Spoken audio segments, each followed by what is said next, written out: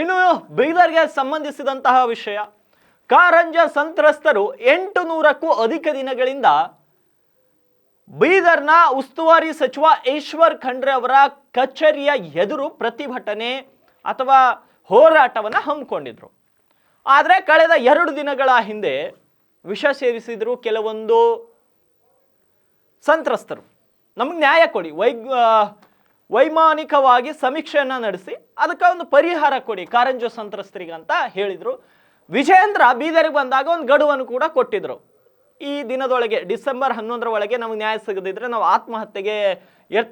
ಆತ್ಮಹತ್ಯೆ ಮಾಡ್ಕೋತೀವಿ ಅಂತ ಹೇಳಿದರು. ಆದರೆ ಅದೇ ರೀತಿ ಆಯಿತು. ಘಟನೆಯೂ ಕೂಡ ಬೀದರ್ನಲ್ಲಿ ಎಲ್ಲ ಪೊಲೀಸರು ಮತ್ತು ಜಿಲ್ಲಾಡಳಿತ ಎಲ್ಲ ಎಲ್ಲ ಸರಿಯಾಗಿತ್ತಂತ ಯಾವುದೇ ದುರಾದೃಷ್ಟವಶಾತ್ ಯಾರಿಗೂ ಏನೂ ಆಗಿಲ್ಲ.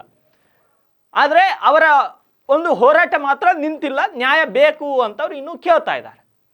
ಈ ಎಲ್ಲ ಘಟನೆಯನ್ನು ಕಂಡಂತಹ ಬೀದರ್ ಜಿಲ್ಲಾ ಉಸ್ತುವಾರಿ ಸಚಿವರಾಗಿರುವಂತಹ ಈಶ್ವರ್ ಖಂಡ್ರೆ ನಿನ್ನೆ ರಾತ್ರಿ ಸಂತ್ರಸ್ತರನ್ನ ನಗರದ ಬ್ರೀಮ್ಸ್ ಆಸ್ಪತ್ರೆಗೆ ಹೋಗಿ ಭೇಟಿಯನ್ನು ಕೊಡ್ತಾರೆ. ಅವರ ಸಮಸ್ಯೆಯನ್ನು ಆಲಿಸ್ತಾರೆ. ನಿಮ್ಮ ಸಮಸ್ಯೆಗೆ ಪರಿಹಾರ ಕಂಡುಕೊಳ್ಳುವಂಥ ದಿನಗಳು ಹತ್ತಿರ ಆಗಿವೆ. ಸೋಮವಾರ ಸುವರ್ಣಸೌಧದಲ್ಲಿ ಕಾರಂಜ ಸಂತ್ರಸ್ತರ ಪ್ರಮುಖ ಮುಖಂಡರ ಜೊತೆ ಮತ್ತು ಜಿಲ್ಲೆಯ ಎಲ್ಲ ಜನಪ್ರತಿನಿಧಿಗಳ ಜೊತೆ ಮಾತುಕತೆಯನ್ನು ನಡೆಸಲಿಕ್ಕೆ ಭರವಸೆಯನ್ನು ನೀಡಿದ್ದಾರೆ. ಮಧ್ಯಾಹ್ನ 3 ಗಂಟೆ ಸೋಮವಾರದಂದು ಸುವರ್ಣಸೌಧ ಬೆಳಗಾವಿಯಲ್ಲಿರುವಂಥದ್ದು, ಅಲ್ಲಿ ಮಾತುಕತೆ ಆದಮೇಲೆ ಚರ್ಚೆ ಆಗುತ್ತೆ ಅಂತ ಹೇಳಿದ್ದಾರೆ. ಹಾಗಾಗಿ ಬೀದರ್ನಲ್ಲಿ ರಾತ್ರಿ ಮಾಧ್ಯಮದವರಿಗೆ ಪ್ರತಿಕ್ರಿಯೆ ಕೊಟ್ಟಿರುವಂತಹ ಈಶ್ವರ್ ಖಂಡ್ರೆ ಏನು ಹೇಳಿದ್ದಾರೆ ಬನ್ನಿ ಕ್ವಿಕ್ ಆಗಿ ನೋಡ್ಕೊಂಡು ಬರೋಣ.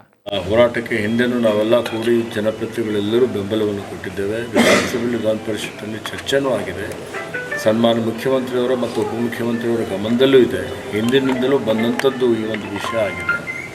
ಹೀಗಾಗಿ ನಾನು ರೈತರಿಗೆ ಭರವಸೆ ಕೊಟ್ಟಿದ್ದೇನೆ. ಮೊನ್ನೆನೂ ನನಗೆ ಪೊಲೀಸ್ ವರಿಷ್ಠಾಧಿಕಾರಿಗಳು, ಜಿಲ್ಲಾಧಿಕಾರಿಗಳು ಫೋನ್ ಮುಖಾಂತರ ಮಾತನಾಡಿ ಈ ರೀತಿ ರೈತರು ಇವತ್ತು ಅವರು ಚೇತಾವಣೆ ಕೊಟ್ಟಿದ್ದಾರೆ ಅನ್ನುವಂಥ ಮಾತನ್ನು ನಾನು ಗಮನಕ್ಕೆ ತಂದಾಗ ನಾನು ರೈತ ಮುಖಂಡರ ಜೊತೆ ಫೋನ್ ಮುಖಾಂತರ ಸಂಪರ್ಕ ಮಾಡಿ ಮುಖ್ಯಮಂತ್ರಿಗಳ ಸಮಯ ಕೇಳಿದ್ದೇನೆ. ಮುಂದಿನ ವಾರ ಬೆಳಗಾವಿಯಲ್ಲಿ ಒಂದು ಸಭೆಯನ್ನು ಏರ್ಪಾಡು ಮಾಡಲಿಕ್ಕೆ ಆಯೋಜಿಸಲಿಕ್ಕೆ ಹೇಳ್ತೀನಿ ಅನ್ನೋಂಥ ಮಾತನ್ನು ಹೇಳಿದ್ದೆ.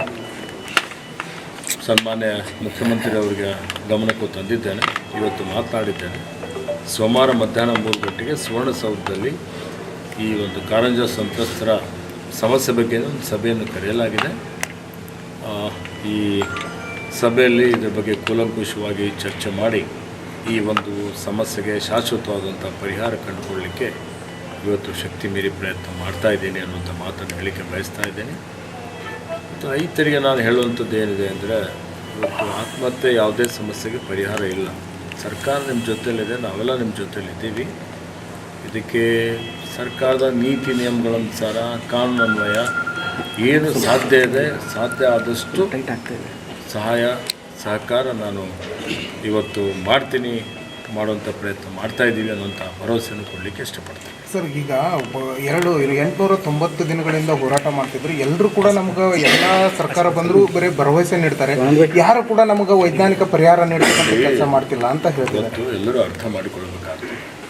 ಇದು ವಿಶೇಷವಾದಂಥ ಒಂದು ಪ್ರಕರಣ ಇದೆ. ಈಗಾಗಲೇ ಈ ಭೂಸ್ವಾಧೀನ ಮಾಡಿಕೊಂಡಿದ್ದಕ್ಕೆ ಪರಿಹಾರ ಕೊಡಲಾಗಿದೆ. ಕೆಲವೊಂದು ರೈತರು ಕೋರ್ಟ್ಗೆ ಹೋಗಿ ಹೆಚ್ಚುವರಿ ಪರಿಹಾರವನ್ನು ತೆಗೆದುಕೊಂಡಿದ್ದಾರೆ. ಈ ರೀತಿ ಕರ್ನಾಟಕ ರಾಜ್ಯದಾದ್ಯಂತ ಲಕ್ಷಾಂತರ ಎಕರೆ ಜಮೀನು ರೈತರದ್ದು ಭೂಸ್ವಾಧೀನ ಮಾಡಿಕೊಂಡಿದ್ದೇವೆ. ಇದು ಒಂದು ಕಡೆ ಅಷ್ಟು ಕೊಟ್ಟಂಗಲ್ಲ. ಇದಕ್ಕೆ ಭಾಳಷ್ಟು ಅಧ್ಯಯನ ಮಾಡಿ ಒಂದು ಪರಿಹಾರ ಕಂಡುಕೊಳ್ಳಬೇಕಾಗ್ತದೆ. ಹೀಗಾಗಿ ನಮ್ಮ ಸರ್ಕಾರ ಪ್ರಯತ್ನ ಮಾಡ್ತಾ ಇದೆ. ಇದನ್ನು ಆದಷ್ಟು ಶೀಘ್ರದಲ್ಲೇ ಸಮಸ್ಯೆ ಬಗೆಹರಿಸಲಿಕ್ಕೆ ಪ್ರಯತ್ನ ಮಾಡ್ತೇವೆ. ಸರ್, ಅವ್ರ ಹೆಲ್ತ್ ಹೇಗಿದೆ ಸರ್? ಈಗ ಆರೋಗ್ಯ ಚೆನ್ನಾಗಿದೆ. ಇವತ್ತು ಪೊಲೀಸರು, ಜಿಲ್ಲಾಡಳಿತ ಸಕಾಲದಲ್ಲಿ ಪೊಲೀಸ್ ವರಿಷ್ಠಾಧಿಕಾರಿಗಳೆಲ್ಲ ಬಂದು ಸೂಕ್ತವಾದಂಥ ಕ್ರಮವನ್ನು ತೆಗೆದುಕೊಂಡಿದ್ದಾರೆ. ಅವರಿಗೆ ಆಸ್ಪತ್ರೆಗೆ ದಾಖಲು ಮಾಡಿದ್ದಾರೆ. ವೈದ್ಯರು ಉತ್ತಮ ರೀತಿಯಲ್ಲಿ ಅವರಿಗೆ ಚಿಕಿತ್ಸೆ ಕೊಡ್ತಾ ಇದ್ದಾರೆ. ಅವರು ಗುಣಮುಖರಾಗ್ತಾ ಇದ್ದಾರೆ. ಮತ್ತು ಸೋಮವಾರ ಮಧ್ಯಾಹ್ನ 3 ಗಂಟೆ ಸಭೆಗೆ ಆಹ್ವಾನ ಮಾಡಿದ್ದೇನೆ.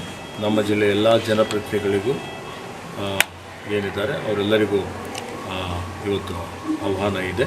ಎಲ್ಲರೂ ಕೂಡ ಚರ್ಚೆ ಮಾಡ್ತೀವಿ ಮತ್ತು ಇದಕ್ಕೆ ಒಂದು ಸಮಸ್ಯೆಯನ್ನು ಬಗೆಹರಿಸುವಂಥ ಒಂದು ಪ್ರಯತ್ನ ಮಾಡ್ತೀವಿ.